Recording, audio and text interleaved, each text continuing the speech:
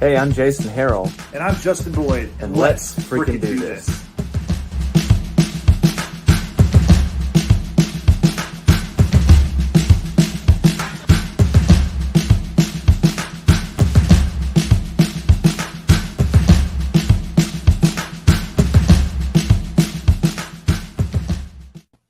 Welcome to episode number 17 of Let's Freaking Do This. My name is Justin Boyd. And once again, I'm thrilled to be joined by my good friend and musician, Jason Harrell. Jason, you had a pretty crazy weekend. How you doing? I did have a crazy weekend. I'm still kind of tired, although I got a lot of sleep Sunday night. We got back Sunday around like 4 o'clock in the afternoon, and I think I was in bed by 7:30. Because I'm a rock star. That's right. So briefly, if you would, could you tell us what you did last weekend? Last weekend, starting Thursday night, I played in the Jarrett Ray Reddick band at the Lava Cantina in the Colony, which is in the DFW area. I guess it's basically Dallas, right? Yeah, that's a Dallas Fort Worth. It's basically Dallas. Yeah. Anyway, we played that stage, which was a huge stage. I mean, if I'd fallen off of it, I probably would have broke my neck. Glad you didn't fall. But we played that show, and then woke up the next morning and piled into the van and went to Houston and played a show in Houston. Both of those were opening for John Wolfe. And then I was there for that one. Oh yeah, cool. You were. I remember that. Yeah, you were there. I was there. Oh, yeah, because it was in Houston. That's right. You live at that bar, don't you? Right down the street.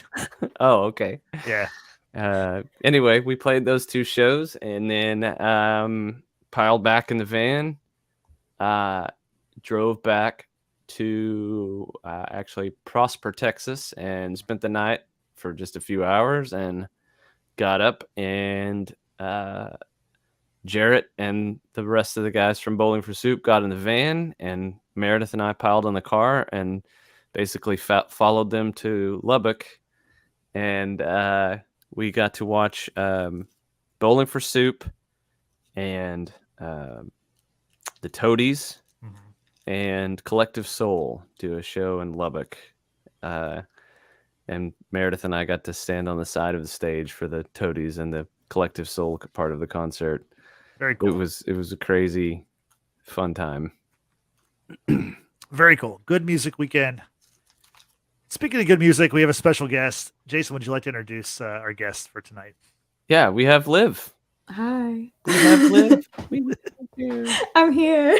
Yeah. We made it. Liv, who's got basically a brand new. Did it come out Friday? It came out on Friday. Album. Yeah, album Young, Dumb, and In Love, produced by Van Plating, indie Americana artist is what it says here on my notes. But yes, but you know Van, indie Americana artist. Yeah, but yeah. So how's it going? Glad to have you here, Liv. Oh, I'm so happy to be here. It's going good. How are you guys? We're good. Yeah. Good. So how are you doing, Justin? We should ask you how you're doing. Yeah. I'm fantastic. I couldn't be better, honestly. I'm just happy podcasting, twice a week. So did you have you had a podcast yesterday, right? Yep, I did. Okay. Yeah. That's cool. Yeah, I do a couple podcasts, but let's focus on this one. This is the one that matters. Is right now. Which one are we doing right now? I forgot. Yeah, we're doing Let's Freaking Do This. Oh yeah, that's okay. So we're not talking about superheroes. We're not talking about superheroes. Game of Thrones, blockbuster movies, Game of Thrones. That's man. Monday. Yeah. Well, I mean, maybe you can join us. Talk about that. Yeah. If you're into that stuff, that's cool too. We could. Do you watch the Game of Thrones stuff? Okay, so I did. I haven't watched the new spin-off series. Right. Is it any good? Oh yeah, it's really good. It's really good. Yeah, it's really good. Like equivalent to Game of Thrones or better? Yeah. Okay. It's on the same level for sure. Okay. Because I've been hearing mixed reviews, which is why I was a little hesitant to It's phenomenal. No, it's really good. Yeah. If you like, I mean, I know like Game of Thrones kind of tailed off at the end for a lot of people. Like for me, I didn't like the end of it, but the 95% of it was like the best TV ever. And so Mhm. this is along those same lines. All right. So, Well, yeah. then I might have to go watch it then. Well, I mean, you have a lot of free time now that your album's out, right? So you Yeah, definitely. 100%. Yeah. So it's an exciting time for you because the album just came out. So what's the vibe? What are you kind of getting from people that have heard it? And what's the feedback, I guess? That is a very fun question. Everyone's been really nice, which it's very special. I think a lot of people were a little surprised by this album. I don't think everyone expected what is there. So that's kind of a nice thing too, to catch people off guard. I've been enjoying that a little bit. No, everyone's had really, really nice feedback. I think it just means a lot to know that the music is hitting with other people, if that makes any sense. Oh yeah. So how long did you work on this album before putting this out? So it's okay. That's kind of an interesting question to answer because some of the songs I wrote not knowing that I was going to record them ever. Mhm. I found out I was going to record an album with Van last December, and I had written maybe 2 or 3 of the songs on the record already. And then I found out that I was going to be playing or recording with Van because I got dumped and just graduated from college. And so I was in this really weird part of my life where I was like having a bit of an existential crisis. I didn't know what I was going to do. I left all of my friends. I left my apartment, left everything that was familiar. And then one of the only people that I was familiar with back home dumped me. So it was kind of like one of those things where I was like, okay, well, that sucks. And my parents had planned on giving me this gift before that, but they were not going to do it until Christmas. And they called me in one day pretty quickly after I had gotten dumped and just said like, hey, we know you're going through a rough time and you need something to hold on to. So this is what we had planned and we weren't going to tell you, but we're telling you now. And then within like the first week of knowing that I was going to record with Van, I probably wrote 2 or 3 of the songs. And then we started recording in January. We had our first recording session for, I think it was a week, maybe 6 days. And we recorded 6 of the songs. And when we finished the 6, we were kind of like, well, this is not a finished story yet. So let's see if we can turn it into a full-length album. Because that was originally not the intention. It was just, okay, you're going to record and see what comes out of it. And so we booked another session in April. I wound up getting really sick. And also, when I went to the airport to get on my plane, which had been delayed 6 times at that point, they canceled my flight and then uncanceled it and then canceled it again. So I didn't know I wasn't going to be in Florida until 2:00 in the morning when, it's just flight fear. It's terrible. And then we figured out a new schedule and I went back down to Florida to record for real this time with Van in May. We finished the record and then we sent it off to mixing. And I think that took about a month, and then sent it off to mastering. And that took about a week or 2 weeks. And then I had the record and the first single came out in August. So it's been almost a year. Yeah. Yeah. There's a lot to it. And yes. I'm not a musician, so that's why I wanted to ask you that, because it seems like, there's a lot. I mean, you've released singles throughout the year, but, to put out an album's got to be kind of like the culmination of a lot of hard work. So Yeah. And Well, and this was the you- first one. Yeah, and you've got like almost 1,000 streams the first day, right? Or 1,000 streams, right? I think Because I saw had, the video. yeah, I think I had over 1,000 in the first day, which was just nuts. And your mom did a crazy. dance. My mom did a dance. She was, yeah, that's a good video. It's great.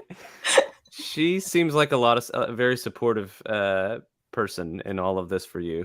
She really is. My whole family is, but my mom especially. She's like my biggest fan. Yeah. And she this was all her idea, honestly. I would not be singing or making music if it was not for my mom. She Yeah. pushed me into it. And behind my back planned both recording sessions, for the one for my first EP and then the one for this one. So it was she knows what's best. Yeah. So how did your mom know to contact Van? Yeah. The origin story. This There we is go, my yeah. favorite. This Right, is my favorite right. story. So back in 2019, I'm so sorry because this is a long story. No, There's go a lot for of it. details for We it. have a lot of time. That's great. But we also like good stories. That's why we want to have these conversations. Okay, well, strap in. Yeah. So back in 2019, I was in my apartment up in Montreal taking a shower, and this person was on my Discover Weekly playlist, and they were singing this song, and I had chills. So I got out of the shower to look at who was singing, and it was my friend Leon Meitzen. He's from Florida too, and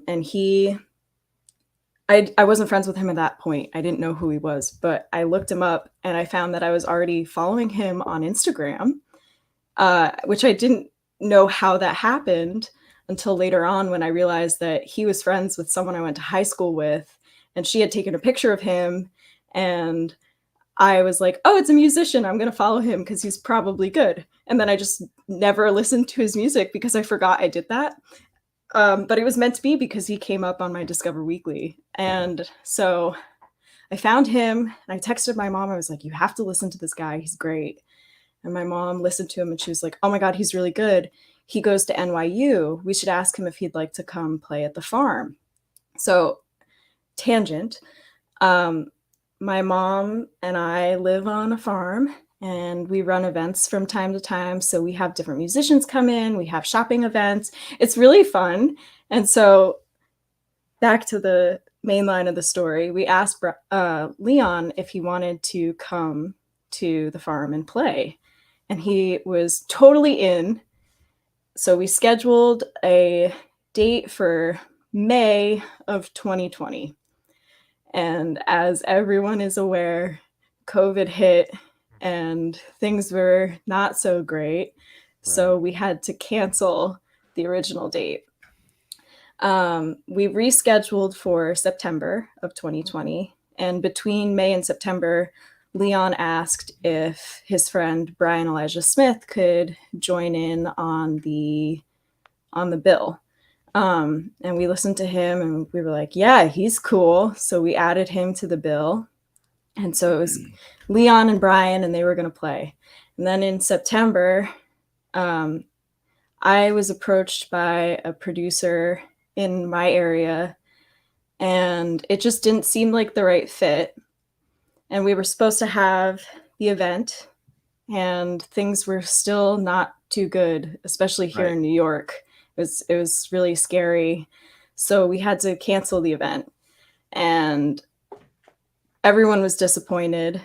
And my mom was very disappointed because we'd been looking forward to it for a really long time.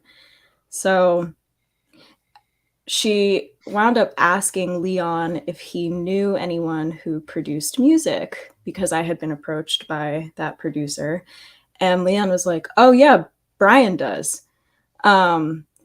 So my mom booked Brian to come record Life Vest with me. And I did not know that until maybe a week and a half, 2 weeks before we recorded. Did you have songs ready, or was it like... that's a good question. Yeah. I had written songs but I didn't know that. Well, I knew they were songs, but I wasn't planning on doing anything with them. I just had them and I sang them to myself. And that was kind of as far as I ever thought it would go. My mom had other plans. And so she asked Brian and he agreed to it. And within 2 weeks, he was at my house. We recorded out of the barn. And he was good friends with Van. And so he sent her a clip of Insomniac Calamity, and she wound up messaging me saying like, holy shit, this is fantastic. Who are you and where did you come from? So her and I started this like really nice internet relationship. And then COVID was finally lifting up a little bit. And we decided we were going to reamp the festival that we wanted to do back in May of 2020. And so we invited Van onto the bill because at that point we had a really founded internet relationship. And she seemed like she would be really cool to hang out with in person. So Leon, Brian, and Van, they all came to my house and we played this festival. It was super fun. And that's when I met Van in person for the first time. So that's how my mom knew to contact Van, because there we go. We hit it off immediately. Van is like the coolest person ever. If you get the chance to hang out with her in person, I highly recommend it. It's always a good time. And we've had her on the show. So yeah. Yes, you have. Yeah, she seems really cool. She's I think, well, I guess it's not true that she's the only other fiddle player we've had, because we had Lucas on and he plays a little bit of fiddle. But yeah, I was excited when she was coming on because I knew that she played the fiddle, and she actually went and got her fiddle and showed us.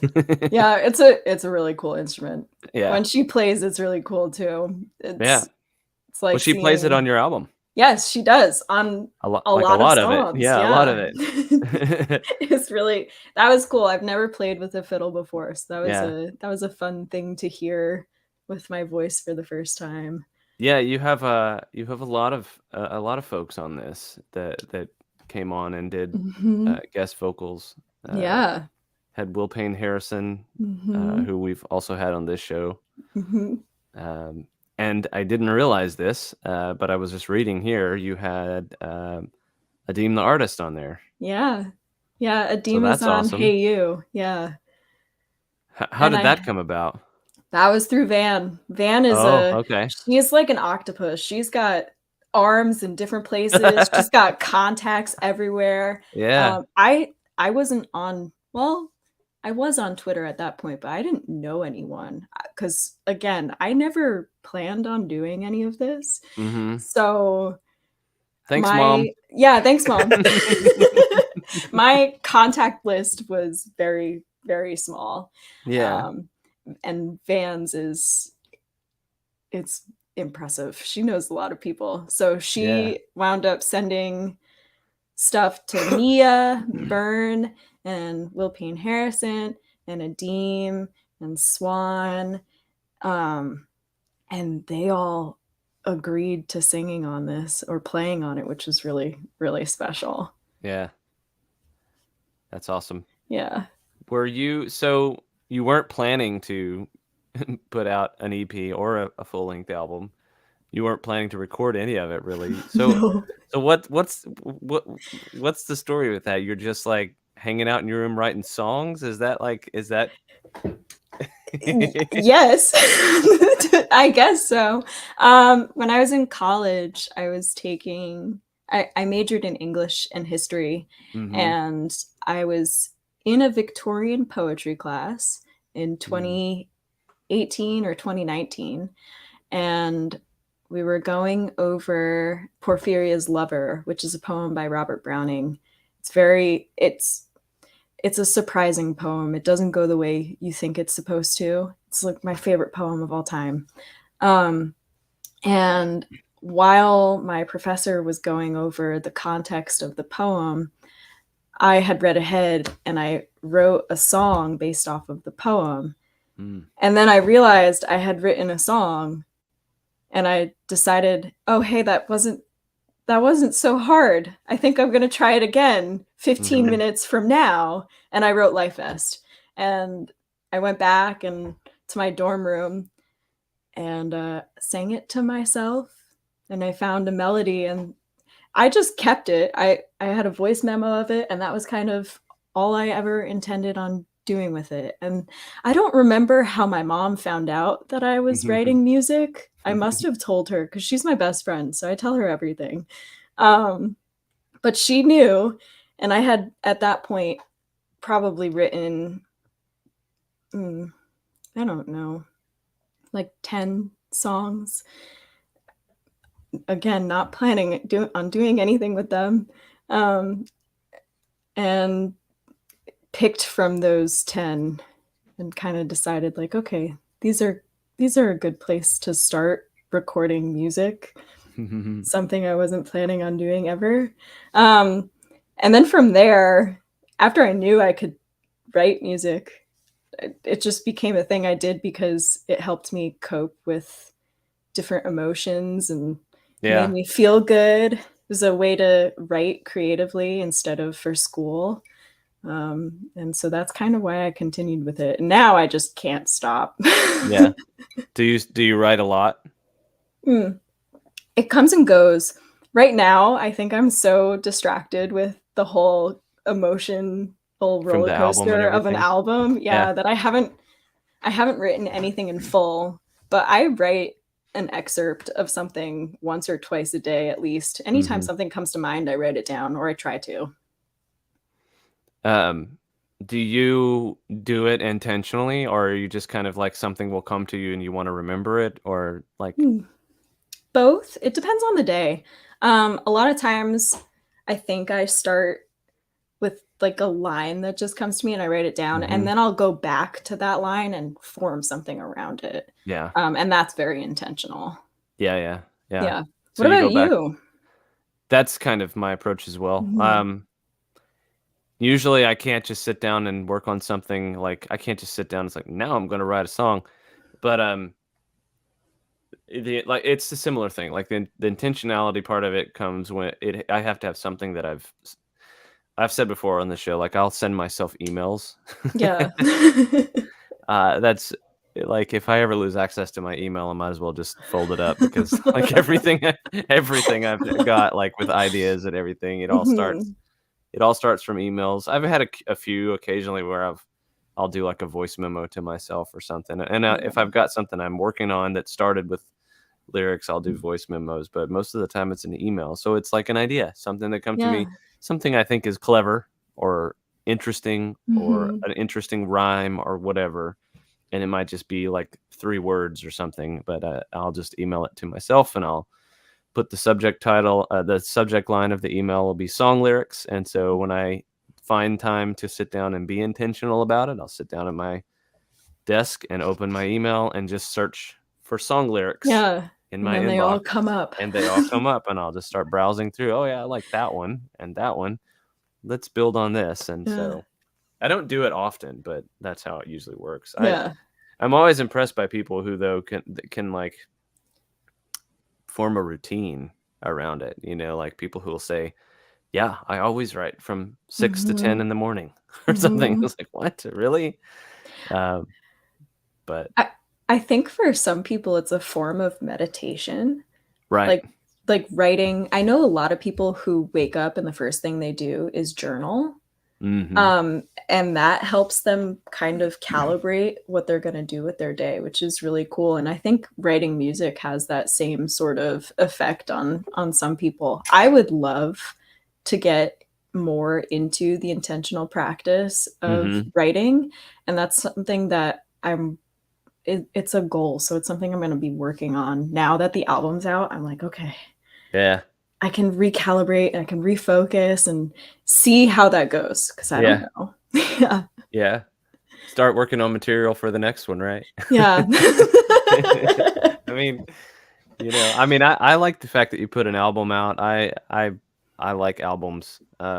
Maybe that's because I'm old, but I like albums. And I know it's not necessarily where the music business is going these days, but I still appreciate it, having a thing that somebody has put together that's like a bigger statement of whatever they're trying to get across, that you can sit down and process through and, you know, chew through, and that's what you did.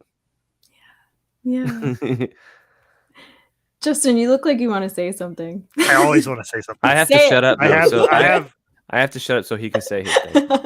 I'm the most important person on this show. No. Oh my No. goodness. No, Oh I'm my kidding. goodness. I'm kidding. No. I was listening. I was trying to, like, you know, just listen to what you're saying and smile along with it. But I did have a question.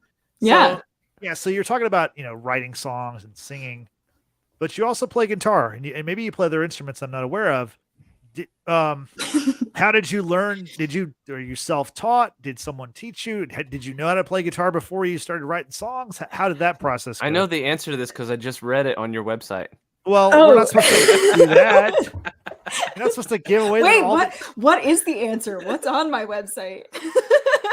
I have the answer too, but I want her to say it. Oh, okay. Or sorry. This interview is not about me, Justin. Is that what you're saying? Definitely not. Like, Okay.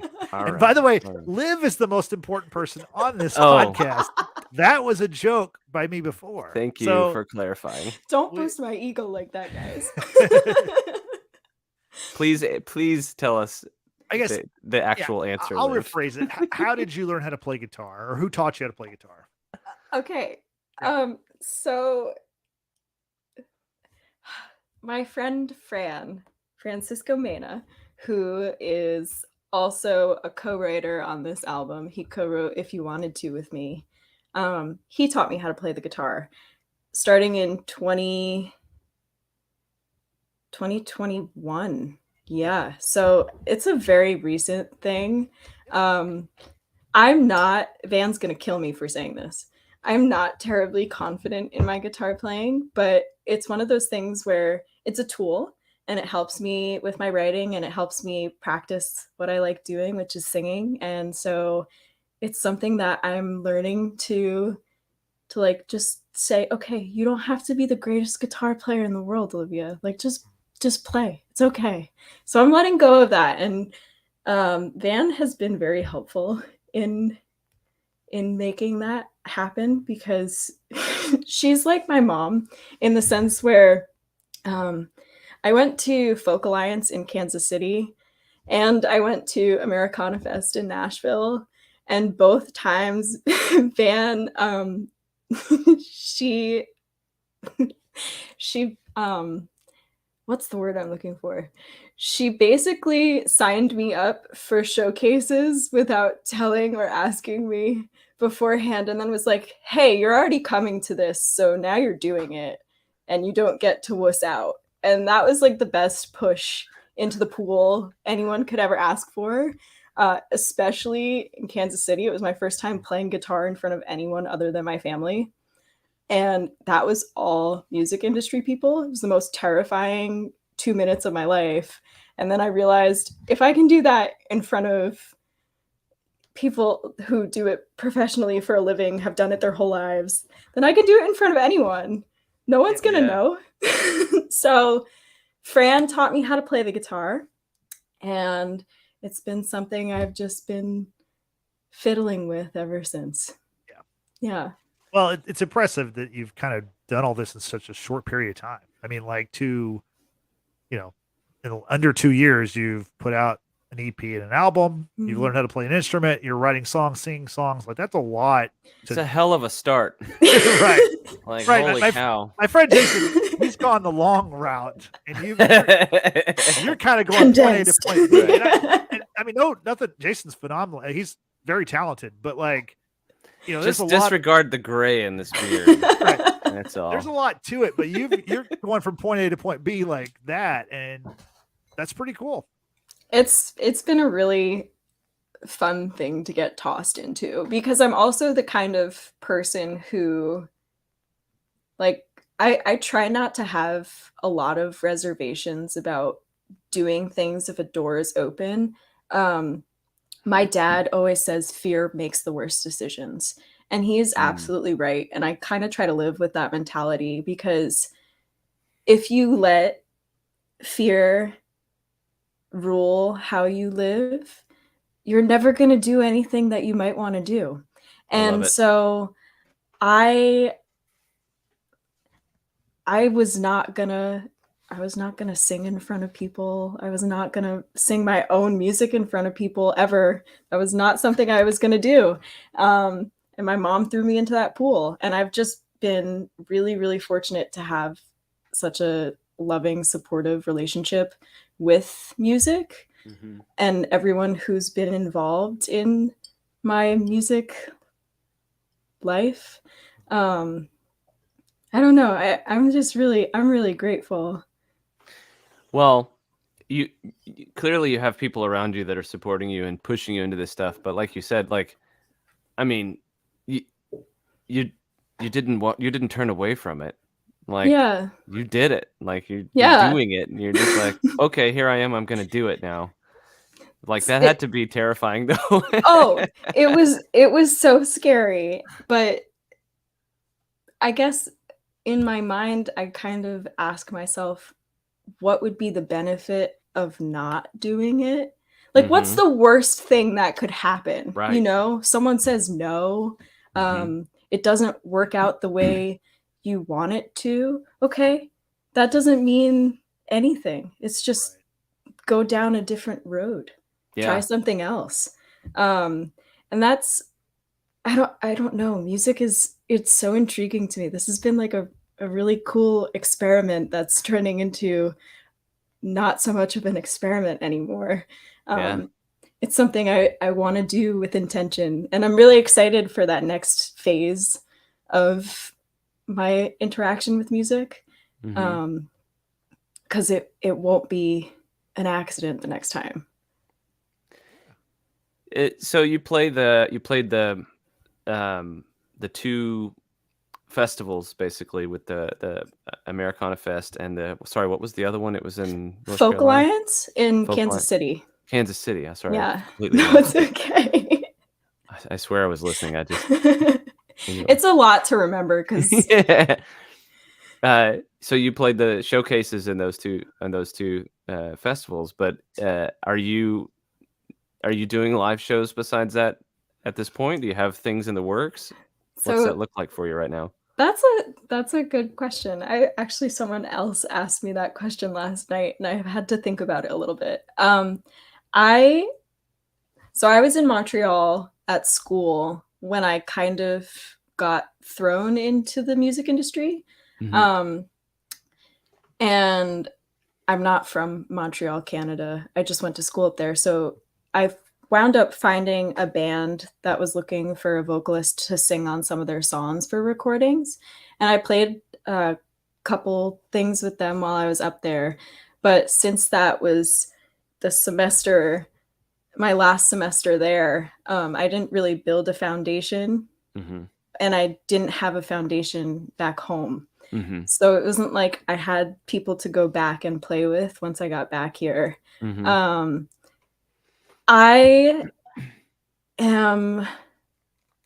played a couple of shows with my friend Drew over the summer, and we had a show scheduled for last month, or no, maybe it was a couple weeks. It was a couple weeks ago.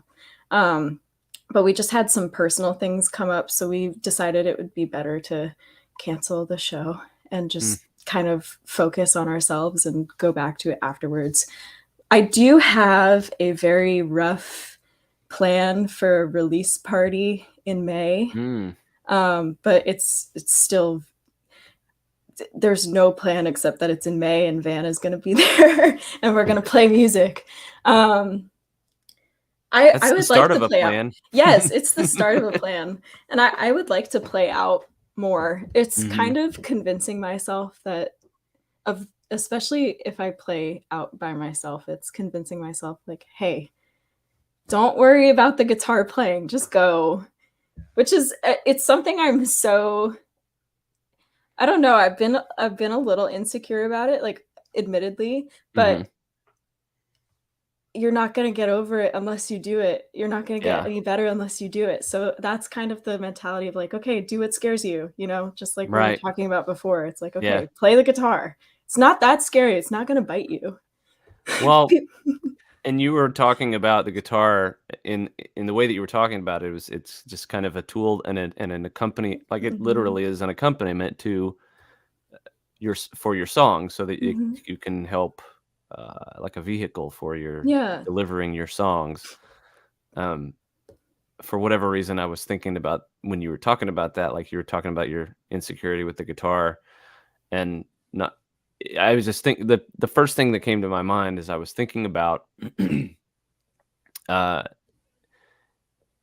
So Justin Furstenfeld is the lead singer of Blue October. I don't know if do you know Blue October? No, I don't. Well, I might, but I probably don't know the name because I'm really bad with names. Okay. They're add Blue October to your Spotify. You'll like it. Yeah, I'm gonna write that down right now. Right. So they're a band, with some rock songs and some kind of pop type songs and stuff, but it's like full band stuff. But Justin is a very poetic soul, and he has a lot of like his own songs, and he'll also go on these tours where he's just playing guitar and singing. And I think most of the time he calls them the open book tour. I think he's done it a few times and called it the open book tour. Anyway, no, nothing. Not saying anything negative about his guitar playing, but he plays the guitar in a certain way so that it's just basically, it really is just to accompany his voice. He's not trying to wow the world with guitar playing. He's just doing what it needs to do to accompany what he's singing. Yeah. And I think that's better than just him sitting up there singing. That's true. My best friend, so when I was in Kansas City at Folk Alliance, right before the first showcase I was going to play, I called my best friend in a fit of hysteria, which is 90% of my phone calls to him. I'm like, something's happening. And he was like, Olivia, why are you so worried? Like, people there aren't going to be listening to your guitar playing. They're going to be listening to what you're saying. Exactly. And that kind of changed everything for me in that moment, because I was so worried about what everyone was going to think.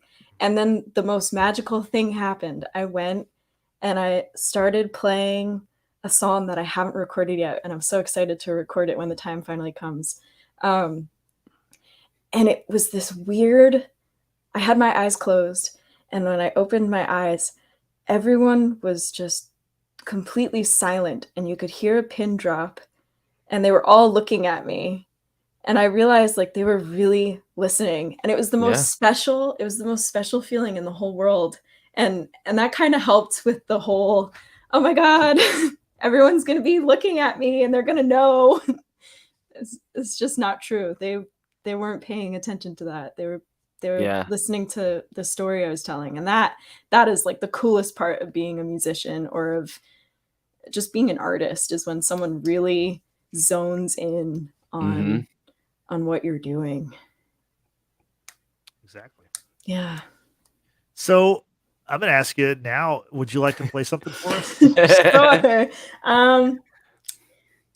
What do you want to hear? Do you want to hear an old one? Do you want to hear something from the record? Do you want to hear what would you like to play? What would you like to play? Because I've listened to all your music and I like it. And I mean, if you want to promote something from the new album, or if you have an old favorite you want to play, it's up to you. Okay. I will do, I'm going to do Big Red Moon, because that's always kind of that's my comfort song. So I'll play that one. I'm going to take my headphones off too, so I can hear myself. Sounds good.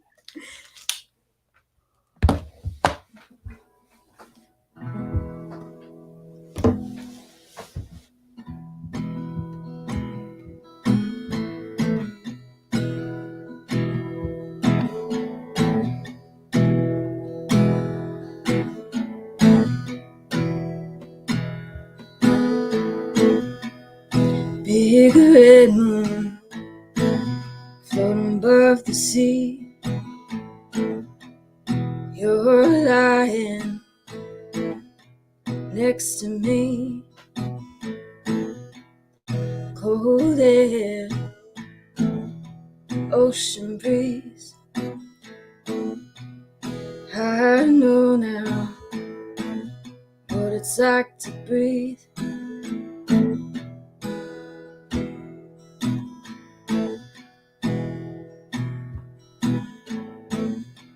Small town lights flick across the way, but with you I will stay. I don't wanna ever forget today. Will you remember me this way?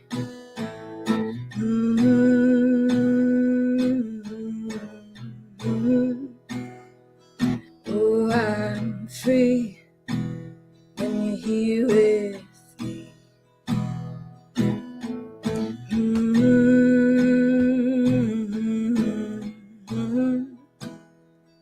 Oh, I'm free when you're here with me. You touch your hand in mine. Is this what it feels like to lose track of time? I got nothing on my mind except how beautiful the stars aligned.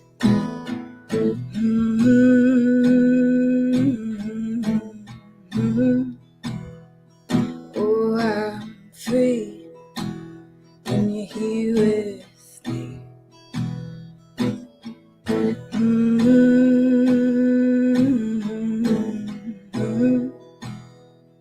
Oh, I'm free when you're here with me. We're floating, no gravity, sand far below our feet. I know now what it's like to breathe. I know now that this is free.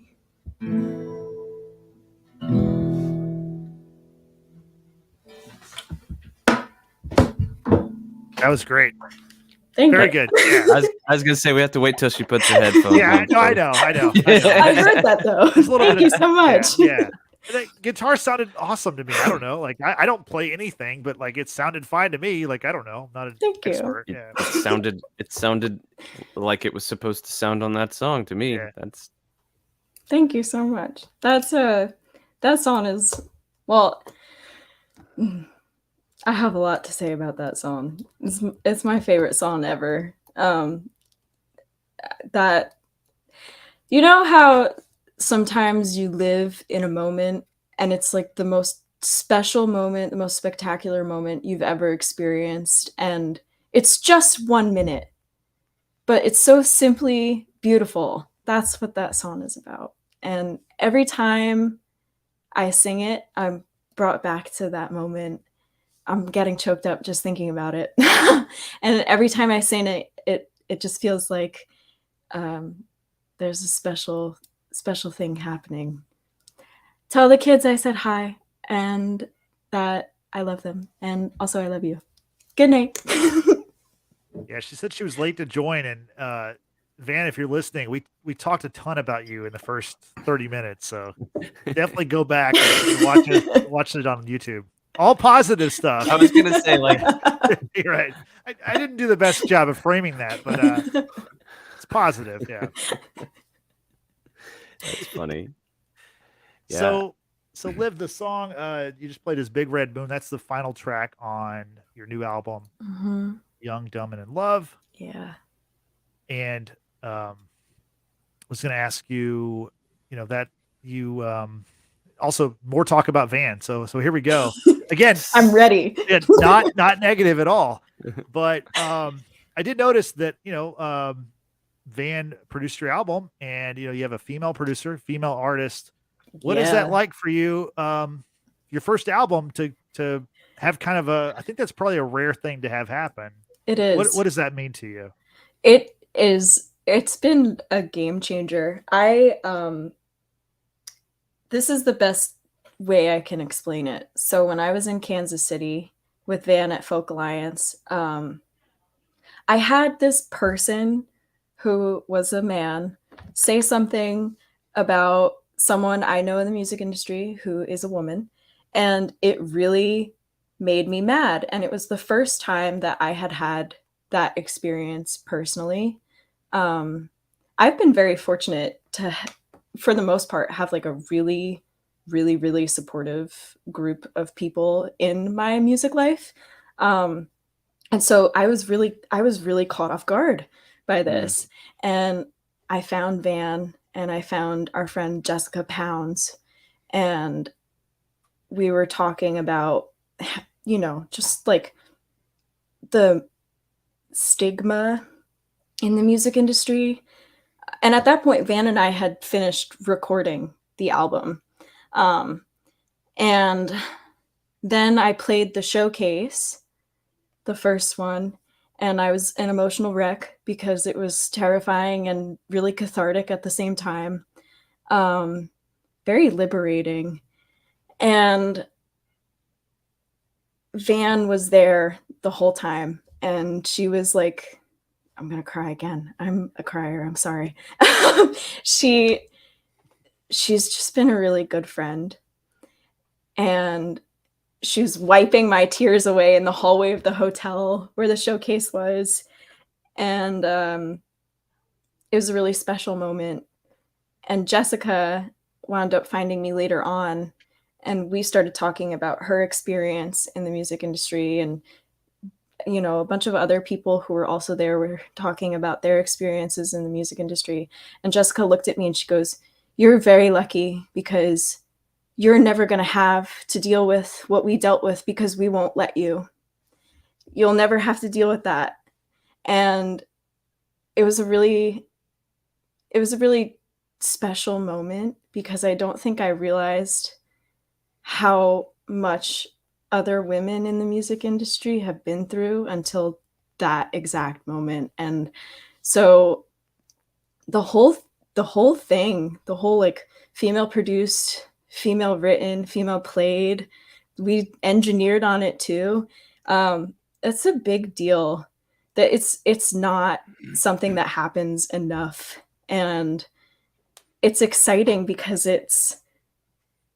I don't know, it's just like calling people to pay attention and give recognition to the bajillion talented female musicians and female music industry professionals. So I feel very fortunate would be probably the best way to explain it. Yeah. Well, there's a whole lot of talent that you've got and that you've got on this album. And just a ton of positivity, and I don't know. I really, it's funny because I feel like I've never been the kind of person that's like, I mean, anybody that knows me will know that I'm not like, Mr. Sunshine or whatever. But like seriously, this year especially, there have been a lot of good things that have happened, and I've just recognized so much positivity out there in people and appreciated how much better it is when that's happening than just, I don't know, even for fun, like even if somebody's joking, like it's just trashing someone, it's just like they're just lifting each other up is just like so much better for everyone. It is. I have this mentality because I feel like there are two mentalities in the music industry, and there's not very much of an in-between. There's competition and there's collaboration. And music is inherently collaborative, and that's way more of a positive experience. Giving in, like, I'm not saying healthy competition is a bad thing because it drives people to do things that are creative, but like feeding into this negative space of competition it doesn't benefit anyone, including yourself. So like, why? Right. Why play with that? I don't see how it helps anyone No. to do that. It's No. someone just texted and said amen. Oh, that Join was the chat. Subscribe to YouTube. Come on. Help us out here. We're live. Come on. it was a perfect timing of that too. I don't know if she was texting because of that or not, but that was awesome. Whatever, we'll take it. Yeah. I don't know. I think that's like a really there's no reason to be ugly when you can lift other people up and surround yourself with good people. Yeah. It's better that way. Yeah. Well, Justin and I were talking about like that's why we do this show. Because we want to take artists and do what little we can. We don't have like a huge reach or anything, but not yet. It's just not yet, yeah. But it makes a huge difference, like this is the second podcast I've ever been on, which by the way, thank you. Thank you. I'm having so much fun. And that's the point. It's fun. And you get to talk about things you love. Like why would you not want to? You get to hang out with cool people who like the same things you like, and you get to talk about the things that you like, and it's lifting them up and it's lifting you up. It's beneficial to everyone. Yeah. It's a great thing to do. Yeah, we've met a lot of cool people. We've heard a lot of really great music, like a lot of music that otherwise I probably never would have heard. Met people from all over the country that I wouldn't have known any other way. So right.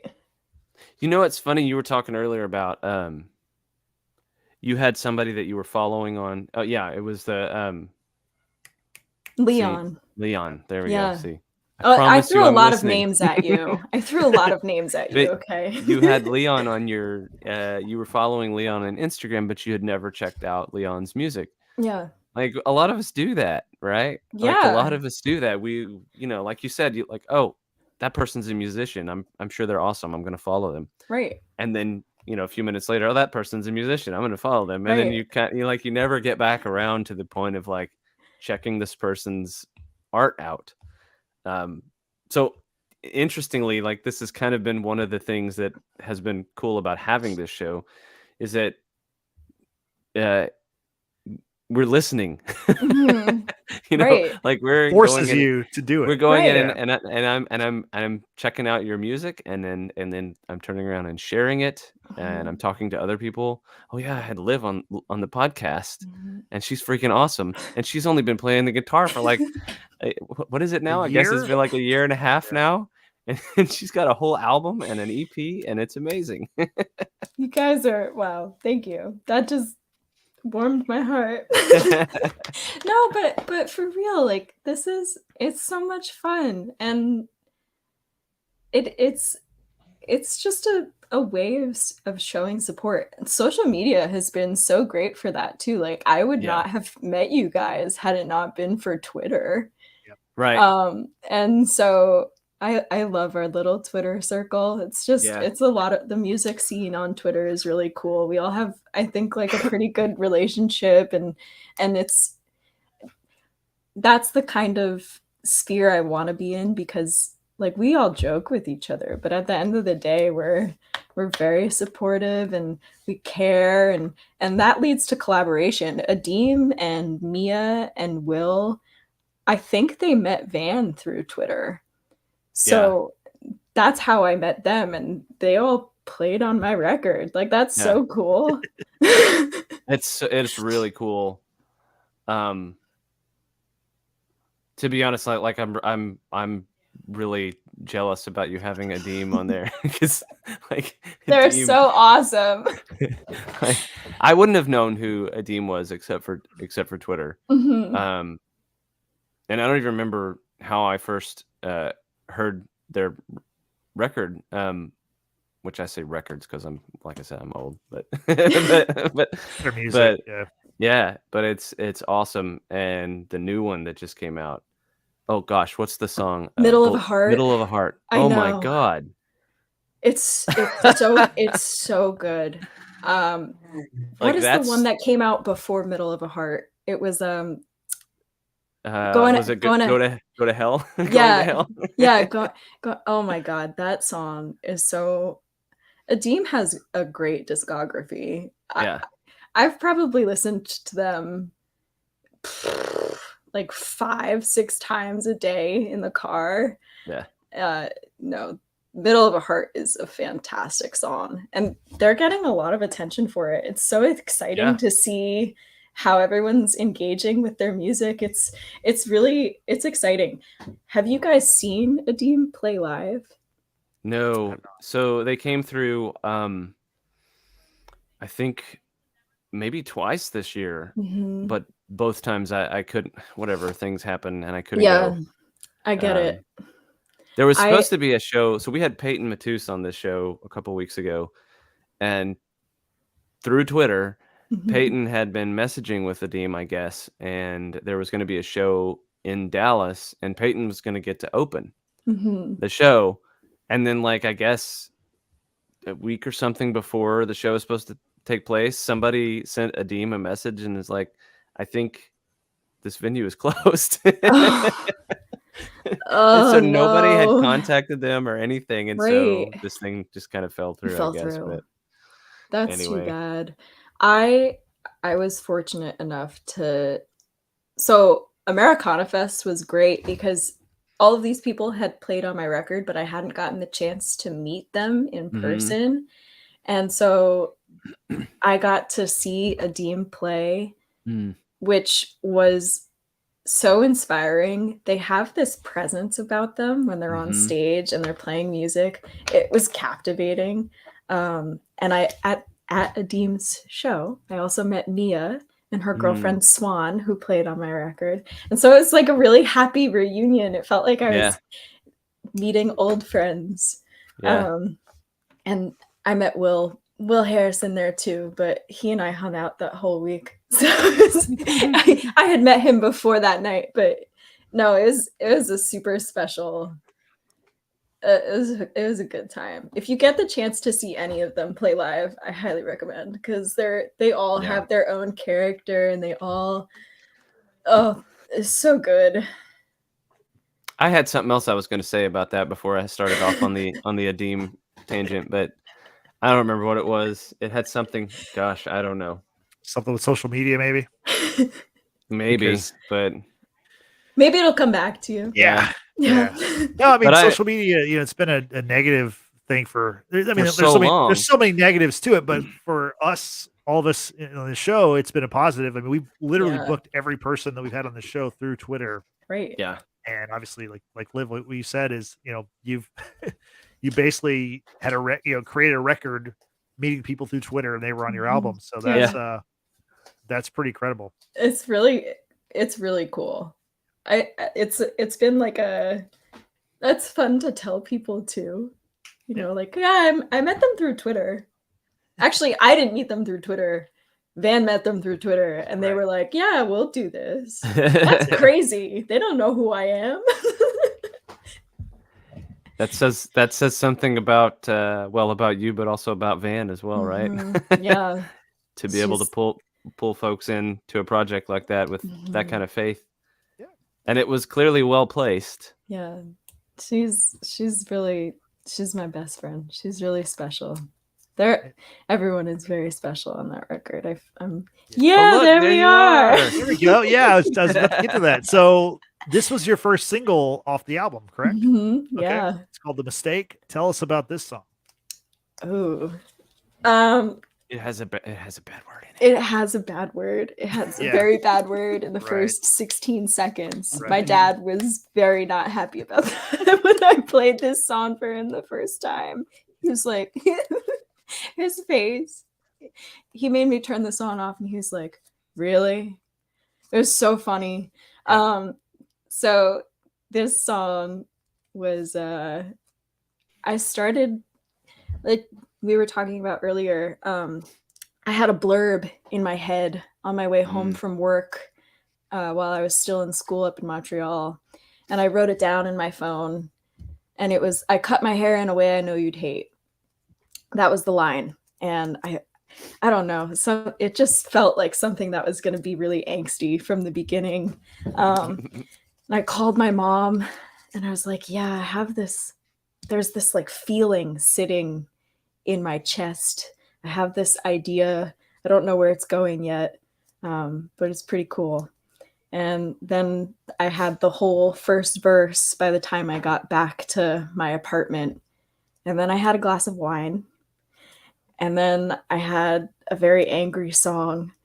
And when I was compiling all of my music to bring to Van, I was really nervous to put this one forward because Van and I knew each other, but not on a level of depth besides like having a really good internet relationship and speaking to each other one time. And then all of a sudden I was gonna, in real life, all of a sudden I was gonna be making a record with her. And I was a little worried about what she might think and what the people playing on the record might think. And Van, I sent her the lyrics and I sent her a really rough voice memo. And she texted me back and was like, we have to do this one. Like, one of the most empowering things about being a musician, but also about being a female musician, is being honest and authentic. And this song is honest and authentic. Like, don't censor it. Don't change it because you're worried about what other people might think. If this is what you wrote, then let it be. So we recorded it. And it's an angry song.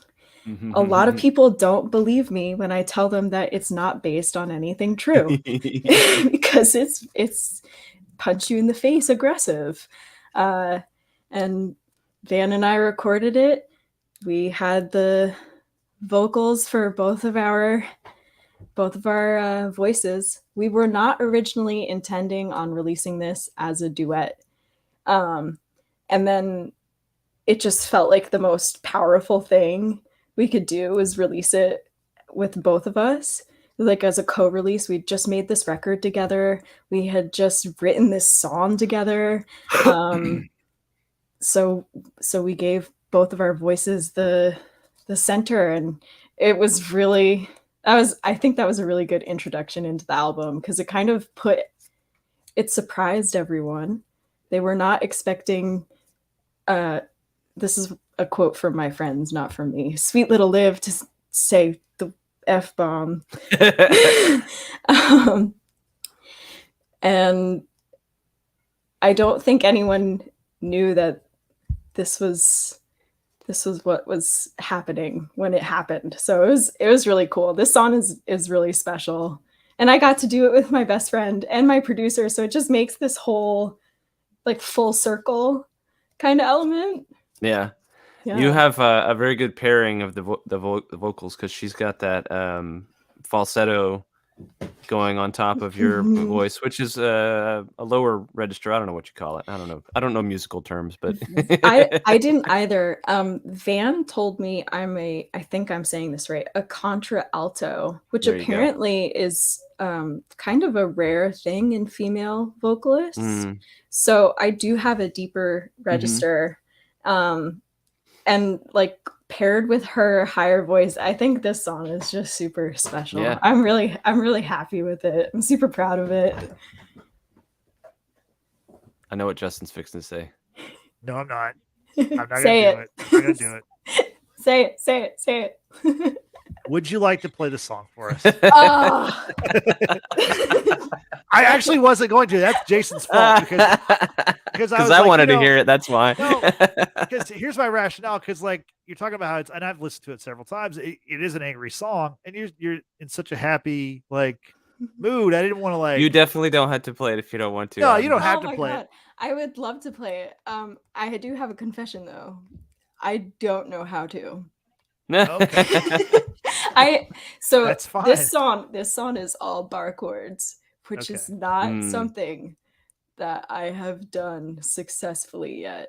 It is on my list of I'm gonna punch this in the face and do it. So when I can, I'll tag you in the video. Yeah. And I will do it. Have I you can tried- sing another. Have you go tried it ahead. with a capo? There is Still bar chords in it? Yeah. Okay. I can, however, sing another angry song off the record if that's of Yeah, interest. whatever you want. Whatever you want to do, yeah. I just figured Justin was going to immediately say, "Would Oh. you like to play it for You us?" know, Oh my god, I'd love I'm to. an evil person, but I was like, no, she's so nice. Like, let's not do that. Are you kidding? That's she like said it's she said it's not about a real thing that happened. No, I know, but it's like you got to read the room, though, man. Like it's. I don't know how to do that. See, but that's the thing about this song. Like, okay, so I did get to sing this for the first time with Van in Nashville at Americana Fest, which was so cool. And it was like I was really happy that day, and then singing this song just made me happier. I don't know. It wouldn't change my mood if I knew how to do it. It would be. I like this song. So, but I can sing Red Hoodie. Okay, which you're wearing a red hoodie right now. I am. Yeah. It was not intentional, but I realized halfway into this call that's what I was doing. Oh, look. There's the single art for Red Hoodie. Yeah, so, my sister took that picture. That's cool. Yeah. Okay, let's see. Let me switch you over here so we can. And I need to tighten this. Whoa. Hold on a second. It's okay.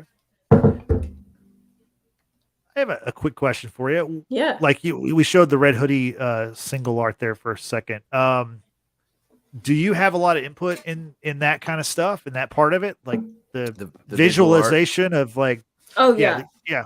I picked everything. Okay. I'm an independent musician, so I got to do all of it. I guess what I really was trying to say, I said it poorly, but is that something you enjoy? Do you like that part of like not just the singing and writing of songs? Like, do you enjoy the whole, almost kind of the marketing of it or whatever? Yeah. Yeah.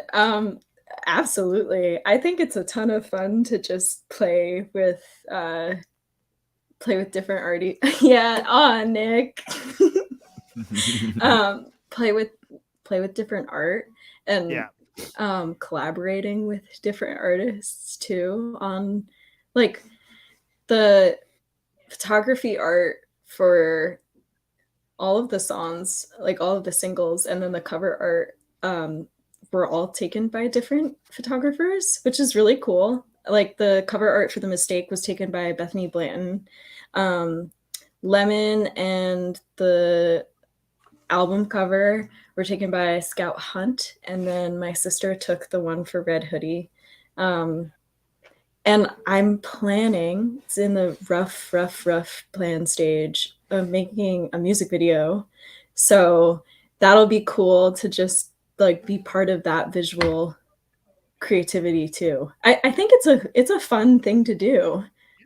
I was going to ask you about the video part of it. So which song do you have in mind, or is it more than one? So I'm thinking about putting it up for a vote because I don't know, like I have a really hard time deciding which one I want to do one for, or at least which one to start on. Right. So I figured I would ask, like, what do people want to see? You know? Do you have one? Like, if you were to pick one, The Mistake. Yeah. Yeah, I mean, based on the song, probably that. But then, I mean, really, like it just depends on like where you go with the visuals, like for like Lemon or for like Red Hoodie. I mean, both of those are obviously you have very like just the names of those conjure up images in your head right away. So it depends on whatever. Whatever your idea is with that. I mean, I think any of them or all of them would be a good way to go. All of them it is. Yeah, all of them. All of yeah. them. Every song gets a video. Money is nothing. Money Yeah, is it no. falls from trees. Yeah, right there. Just go out to your money tree in the backyard. Yeah, pick it. You're good. You're good. Okay, Yeah. here That's you what your go. farm. That's what the farm is, right? It's a money Yeah. farm. Don't tell anyone though. It's a They'll money be farm. showing up to my house. No, all right. I'll play Red Hoodie because there's a curse word in this one too. It's a, Yeah. a little- Perfect. it's a That's little what I angsty. wanted. I feel like I wanted a curse word. it's a fair Yeah. compromise. Yes. No kids around, right? No, I mean, we can't. I don't control YouTube, so anybody can watch that. That's true. Right. It won't be the first curse word they've heard. No, anyway. no, No, no. you're right. All right, I'll do this one. Okay, I'm taking these off.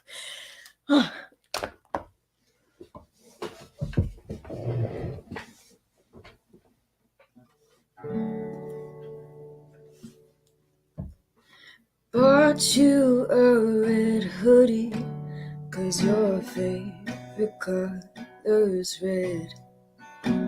Kinda felt like home in your arms and in your bed.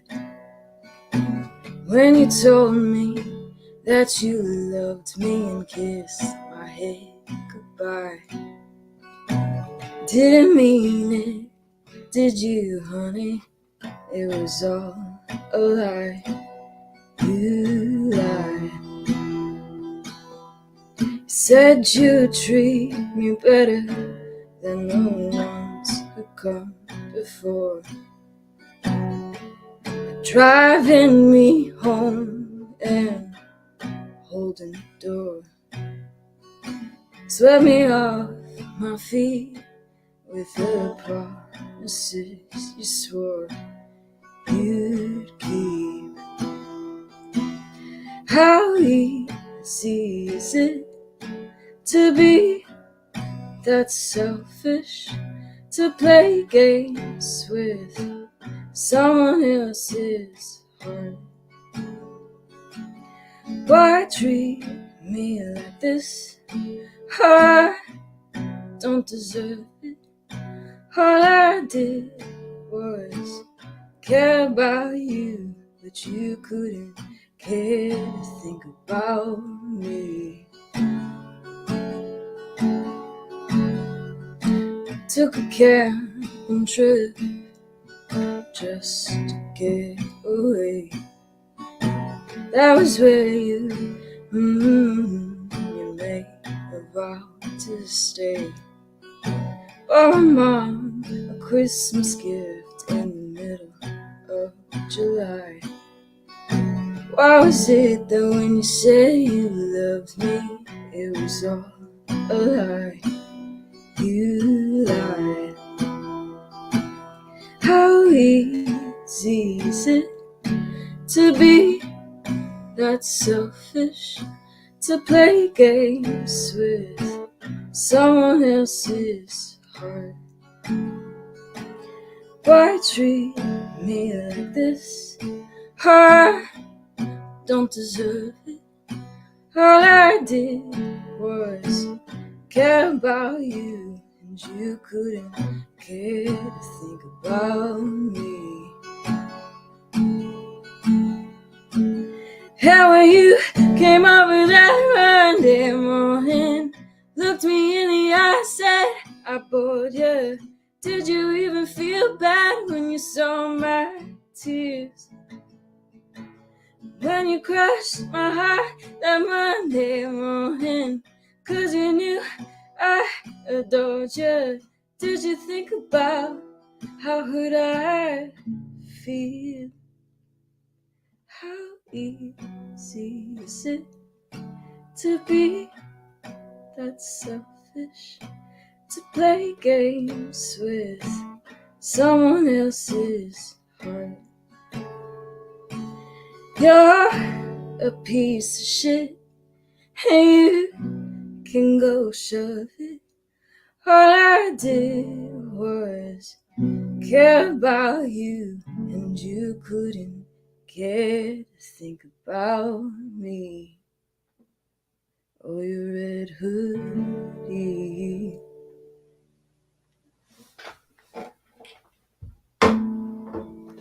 That was great. fantastic. Yeah. Fantastic. Thank you, guys. Very, very good. Thank you. I like the way it ended too. Yeah. Yeah. Curse words. Curse words. Yeah. Yeah. That- Go ahead. No, that one's originally I had written the song with all 3 choruses saying the word shit. But I decided at some point that it would be a lot more impactful if it was just the last chorus, so I scrapped it. I think that was a good choice. I completely agree. I wasn't joking when I like the way that it ended. Like saving that to the punchline at the end, that was perfect. Yeah. Strong Thank ending. you. Thank you so much. Yeah. Thank you. So those of you who are watching us on YouTube right now, we got the single art up there for Red Hoodie. Again, your sister took the photo, so that's a really, really cool image you got there. Yeah, Very she's cool. super talented. She's in a high school photography class right now, and she's been recognized nationally for her photography. So it's been kind of it was really special for me to pull her into this. Yeah. So it's cool.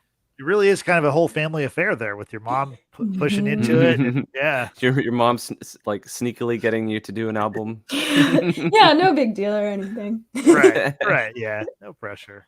Yeah. So your latest single is a song called Lemon, which you mentioned before. Tell us about this song.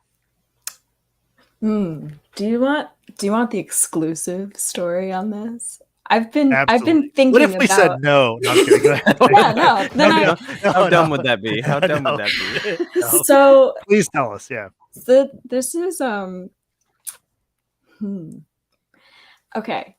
So when I came home from my thank you, Nick. When I came home from my from my last semester at school, probably about, I want to say 2 days later, I got dumped. And that night I wrote this song, and it's called Lemon very intentionally for a couple of different reasons. One being that lemons are actually the most sugary fruit, but they're very sour to taste. And I think there's something poetic in that. The other being that when I was dating this specific person, on our first real date, we went on a hike, and the trail was called Lemon Squeeze. And when we were driving back to the meeting spot where my car was, he asked me if I had written my song right about myself, which is, if you're not familiar with it, a song about kind of being like screwed over and dismissed, sort of like being the dirty little secret kind of. It was not about me. And I said that to him, and he didn't believe me. And he said, well, that would be like if I wrote a song called Lemon Squeeze and said it was about my friend. So when we broke up, I wrote this song for myself because I wanted to get everything out emotionally. And it just so happened that it had to do with lemons. And I didn't realize it until after I wrote it. And then I was like, oh, wow, well, that was kind of spiteful and intentional.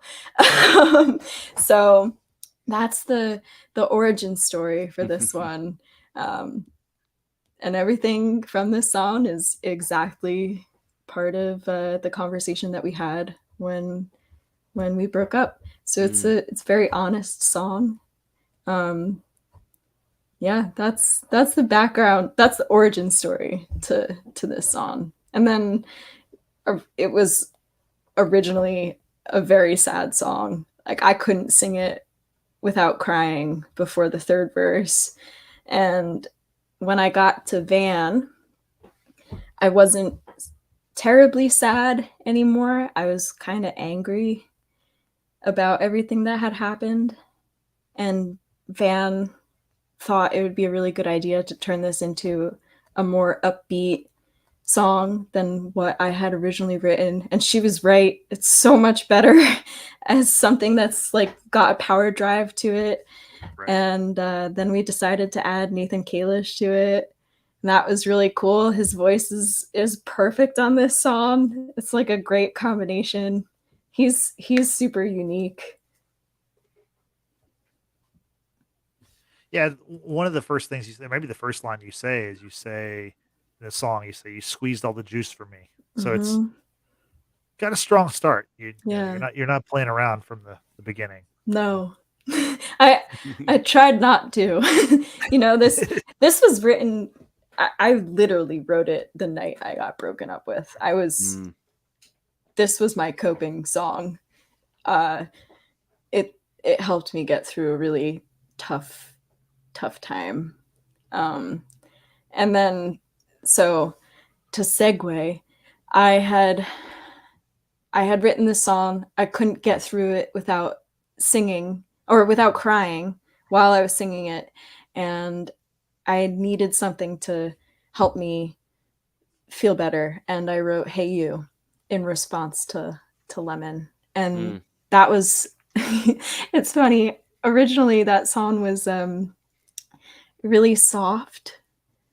You know, it was kind of like a lullaby. It was something I would sing while looking at myself in the mirror and like drying my eyes and saying it was going to be okay. And Van thought that it would be really empowering if we picked it up. And so we picked it up, and it is very empowering.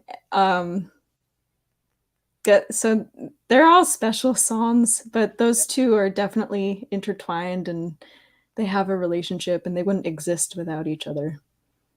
Did those songs, how quickly did you write those songs? I've had Lemon done in 15 minutes, and Hey You I had done in maybe an hour. Sorry. No, it's okay. Okay, all right. Just gotta go take a bath. That's so cute. Have fun with your bath. No, it was 15 minutes and an hour, I think.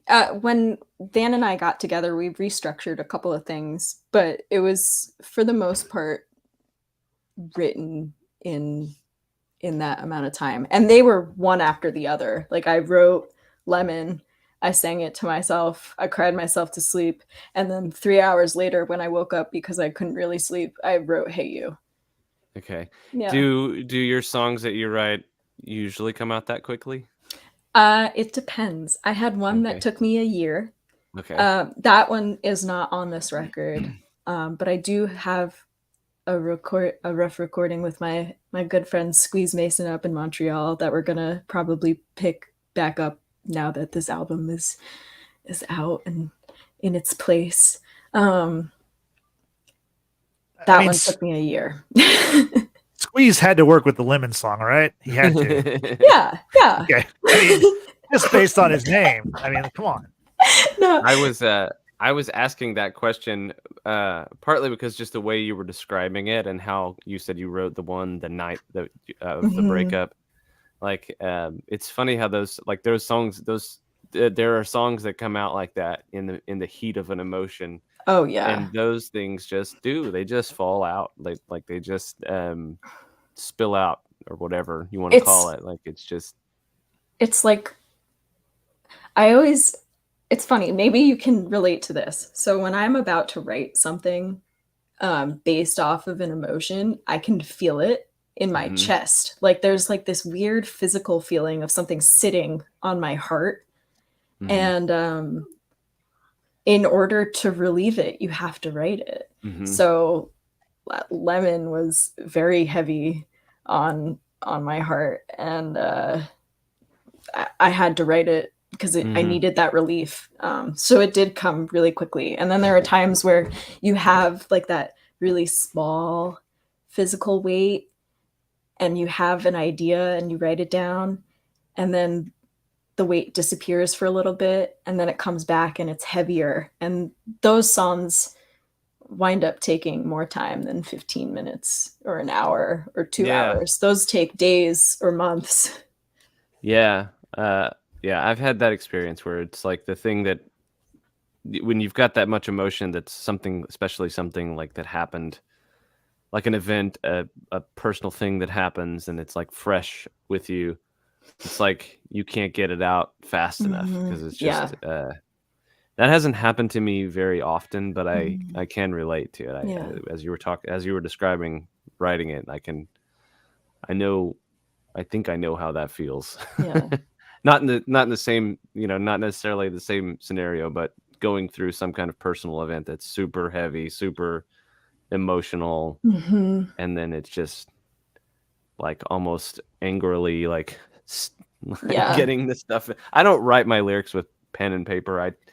I write them on a computer, a keyboard, but it's like right. It's just angrily types. Angrily typing. Anyway. So, Liv, so I have a question for you. I should ask this way earlier, but I wanted to ask you about your artist name. I knew you were going to ask that right now. Yeah. So, how did you come up with? So it's the lowercase LIV period. So, was it just to be unique, or what was the thought process behind choosing that as your artist name? I love this question. So, as I have stated, I was not planning on making music, right? Let alone releasing it. And when I finished recording my first EP, Brian Elijah Smith looked at me and he was like, "So what are you going to do with this?" And I was like, "I don't know." And he goes, "Well, you're going to put it out there, right?" And I laughed and he was like, "No, I'm serious. Like, you're putting it out, right?" And I was like, "Yeah, okay." And I was kind of thinking about what I wanted to call myself and how I wanted to present myself. And Liv is my name, it just felt like the most simple decision. It was like, okay, well, just call yourself what you are. And my full name felt too formal. So I went with Liv. And then I realized that I don't know, the lowercase feels kind of nice and cozy, and I'm really cozy with my name. Right. And then the period at the end, live is also a word, like to live. Yeah. And I just felt like it was a statement, like I am Liv, I am living, and that's all you need to know about me and my music. It's all there. That's my definition, I guess. Yeah, I knew there had to be some kind of a story because, well, that's a good story. Yeah. Thank you. I mean, that's a good explanation. It makes sense. Yeah, thank you so much. I don't know. It felt like the most simple thing for me was to just be who I was, and live as who I am. Nick, you're being too nice. Genius at work. But I like that. Live, and that's it. Live. Yeah. That's all there is to it. It's like an action. It's also who you are. Yep. Yeah. That's cool. Thank you. So before we get out of here, would you like to play another song? Sure. Okay, do you want to hear an old one or a new one? You could play an old one if you like. Maybe like The Stranger. Isn't that one of your old songs?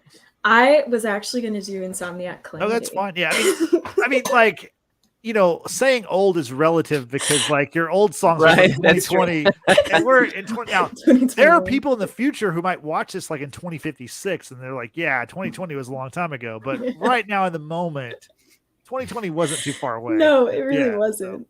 I guess not in the grand scheme of things. It's so funny. I feel like I've lived my music life and phases. I'm like, I think about Life SDP, and it was a long time ago in my mind, and I know it actually wasn't. Yeah.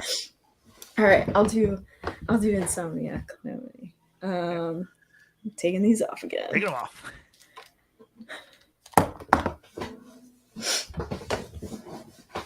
Like, finding a good position in this chair is very difficult.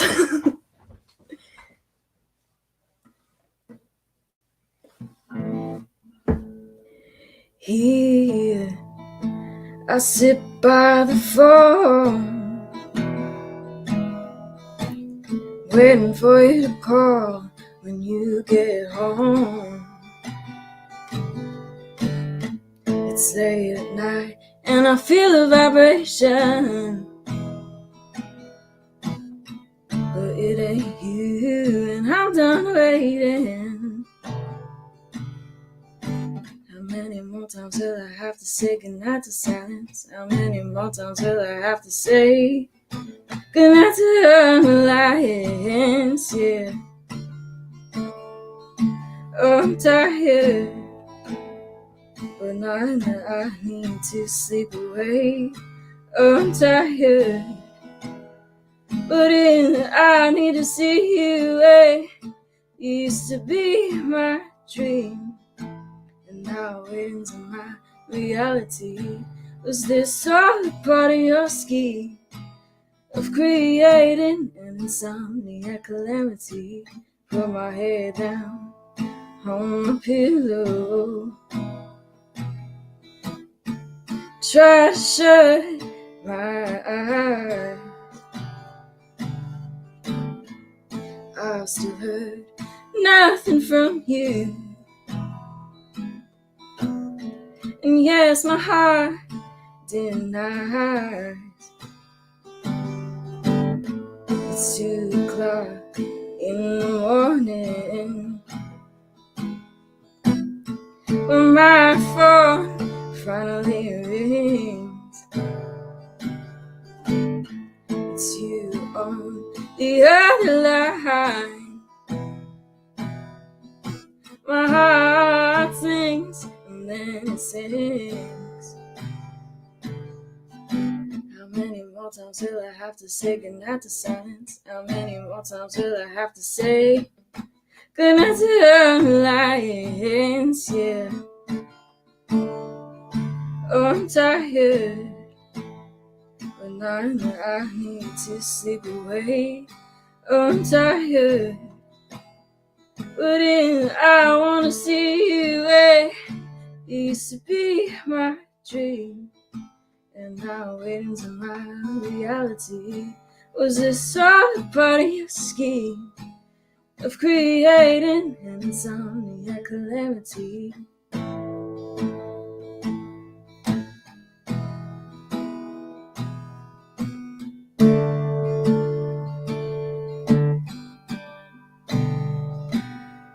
You're on your way home, and again I feel redeemed.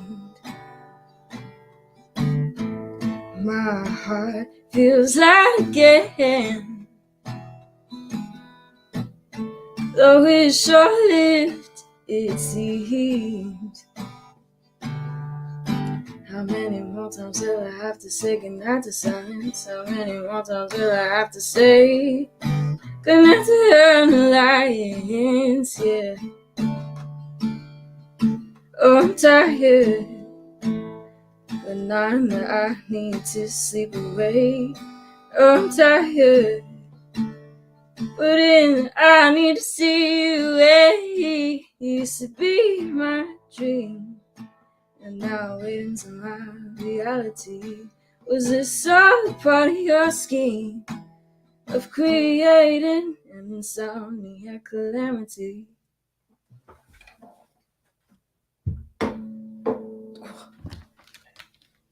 That was awesome. Thank you. Thank you so much. Appreciate it. Yeah, we have a comment here from Funky Janitor, which is a tremendous handle. Like, honestly, hard to top that one. Hi, Jason. Yeah, making my own simple sounds. The drums on that song are super fun.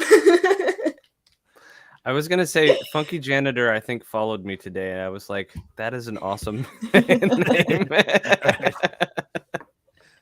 I should be following you, sir. Not That's right.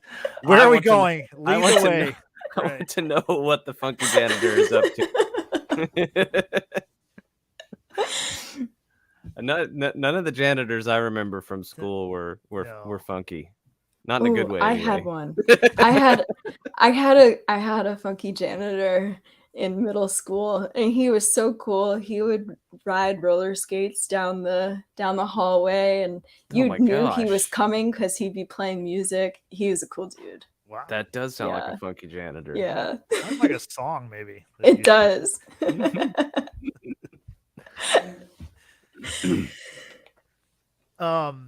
Jason, do you have anything else that you would like to ask before we kind of wrap it up? No, I think I don't know. I've really enjoyed having you on here, meeting you, hearing your songs, hearing your stories. I'm really impressed with everything you're putting out and how, especially, I mean, again, like we've said before, like how you've condensed an entire lifetime of music already, like which would be for me an entire lifetime of music. But it's like you're, I don't know, you got a hell of a start. So looking forward to what comes next. Thank you so much. I've had so much fun hanging out with you guys. This has been such a blast. Justin, do you have any other questions? I just wanted you to I wanted you to plug all your stuff, all your social media. Where can people find you on social media? All the things Obviously- to plug. Yeah, obviously your album is everywhere, and I'm going to throw that up one more time so Yeah. people can see that. Again, the album, which just came out on November 4th, is Young, Dumb, and in Love. Mhm. You have Liv's website scrolling across your screen if you're watching now. It's Yeah. livmusicby.com. Mhm. Yep. So that's a very cool website. There's a lot of cool photos. It's a great looking website. Thank you. But yeah, no. So now, if you would just tell us where people can find you on the social media. Sure. So honestly, the best place to start is on my website because I have all of my social media platforms linked. But if you're looking for something specific and you want to be chaotic good, I highly recommend Twitter. My handle is liv.musicby. On Instagram, it's liv.musicby.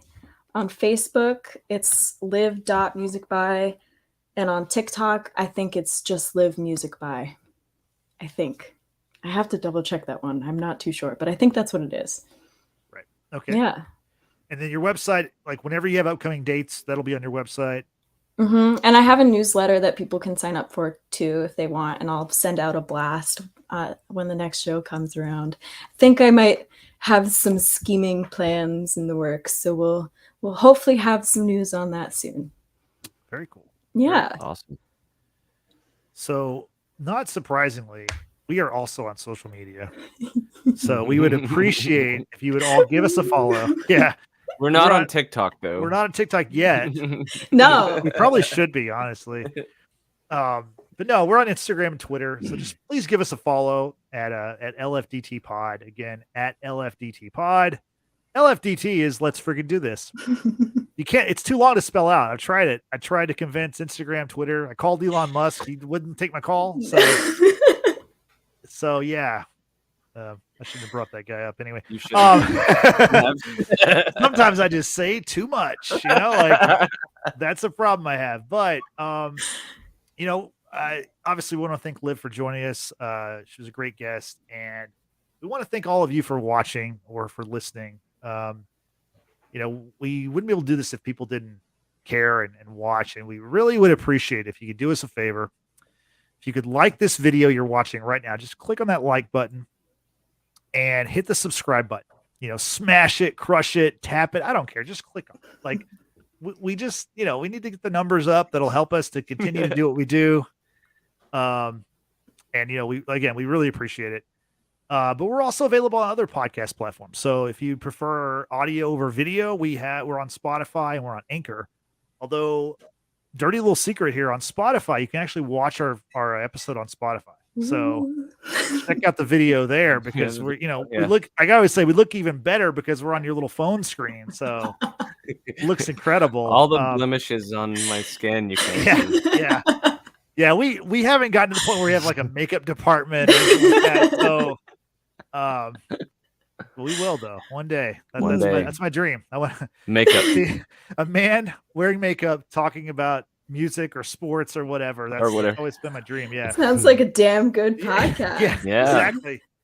But yeah, and on Spotify or wherever you get the podcast, if you could follow us there and rate and review the episode, we'd really appreciate it. So I think that's all the plugging I have to do. Jason, do you want to plug anything? I have nothing to plug. You have nothing to plug. You're Nothing only in a whatsoever. band with a rock star, but you have nothing to plug. Okay. Oh, I do have something to plug. Now that you mention it, I guess I have something to plug. Drunk as It Takes is a video that was released today. So Right. if anybody didn't see with my million posts today Yeah. out, you can go watch it, and it's awesome. It's the Jarrett Ray Reddick band, and it's awesome, and I'm in it, which is not why it's awesome, but I'm also in it. Right. So He's in the video. Also, Thomas Ian Nicholas from that's correct. American From Pie. American Hey. Pie and Yeah. Rookie of the Year. Right. I met that dude, drove him around in my car. We went, he paid for my Starbucks. We're good friends now. So Liv, are you familiar with Jarrett Reddick at all? I'm not, but Okay. now I have some research So- to do. Jarrett is the lead singer of a band called Bowling for Soup. Okay, so I know Bowling for Soup. Okay, so There you he's the front man for that band, and that is our favorite band. We've been Mhm. following that band for like 20 years, and now Jason is actually playing in Jarrett's country band. Yeah. So it's Okay, a dream. Jason. Yeah, it's like a fantasy scenario. So This podcast is actually a line lifted from a Bowling for Soup song. Yeah, Jarrett said, "Let's freaking do The this." name In of fact, it. in a post today on his Facebook page, talking about something else, he said, "Let's freaking do this" on that. Oh. So, you know, Amazing. This is and we're meant actually- to be. Anyway, we're actually going to have him on the show in a few weeks, so that's exciting. Ooh. Also, so Liv, definitely check out Bowling for Soup. Check out Jarrett's music. Yeah, and you know, all you who are listening and watching this, check out Liv's music. It's phenomenal. We had her on the show. What a great guest she's been. And to do as much as you've done, like in such a short period of time, like that's really impressive. So You guys are so nice. Thank yeah, you. so we're very happy that you joined us. Hopefully you'll join us again when you have your I'd next love to. album or whatever project you're working on. That would be so much fun. I'm looking Yeah. forward to it. So I guess we'll sign off now. So for Liv, for Jason, this is Justin saying thanks for watching. Thanks for listening. We'll see you next time. Have a good night. Good night.